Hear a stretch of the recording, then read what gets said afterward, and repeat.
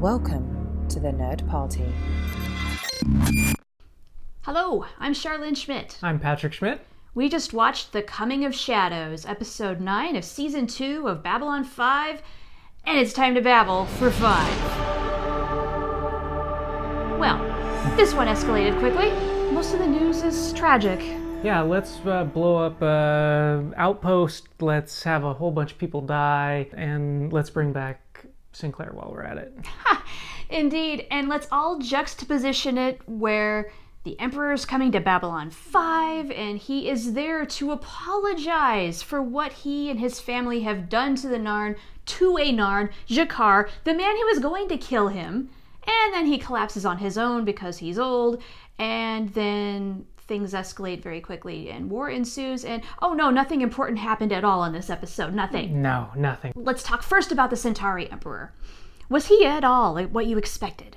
There were so many forces working against him to start a war with the Narn again, that actually makes sense for the Emperor to be kind of a pacifist.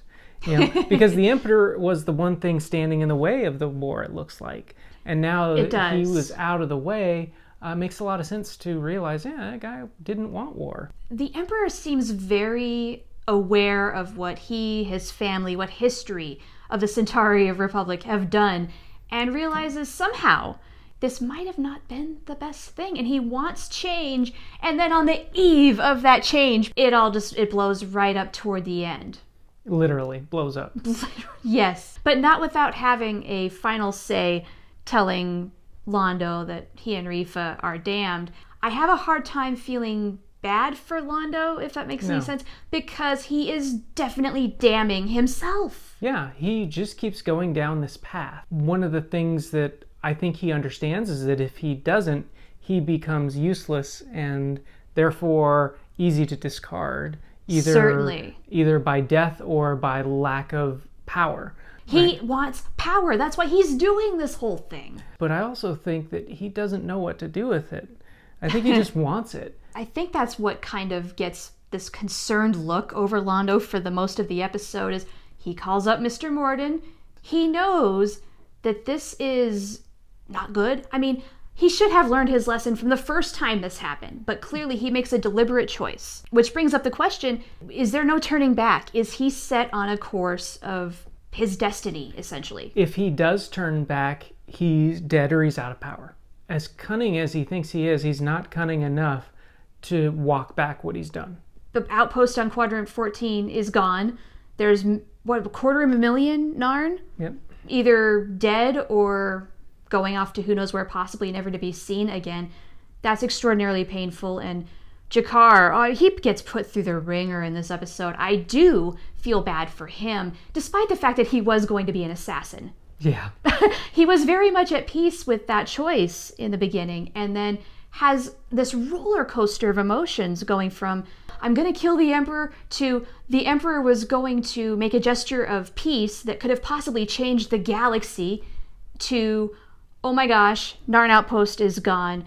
The Centauri did it. We're at war. Oh, Jakar, my heart does bleed for him right now, just kind of knowing that the Narn are not going to come out of this well. I do think it'll be interesting to see what lessons they learned from the first war. What are they going to be able to use against the Centauri this time around to make it more difficult, more bloody, more frustrating? Yeah, or is it just impossible knowing that there's these demigorgons out there who can just destroy in mere seconds? Yes. Do they have a chance? Let's switch gears a little bit and talk about somebody you have mentioned many times in past episodes since we started season 2, and that is Jeffrey Sinclair. Yeah. We see him again. Back again. Sinclair's back. Tell Garibaldi. Garibaldi. Yeah, there you go. Oh God, never again. But yeah, he's back. I don't know what to think of what just happened. I really don't. No. Oh, I thought you would be happy to see him again. No, I mean, okay, he's back. That's great. But why this? I don't see him as a rebel leader. No? No. So this just really added to the confusion of Sinclair than anything, correct? Mm-hmm. I want to follow this story, but at the same time, it just seems like a pretty dramatic character shift to me that doesn't make a lot of sense. What other thoughts do you have on this episode?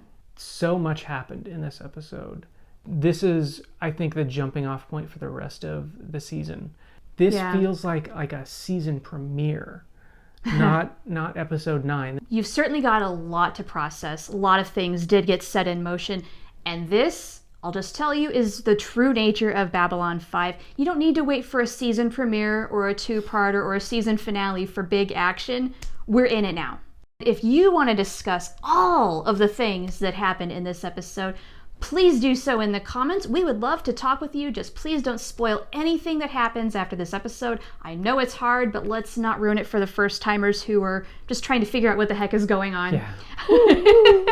Because So their much minds, they're spinning. It's crazy. You have a lot of information in your heads. So much to process. Oh my gosh. So, please do that and like and subscribe and do all the YouTube things. Check out the Nerd Party and all the other stuff that we have going on our website, thenerdparty.com. I'm off to process. See you later. I think he's going to get a drink. See you later, guys.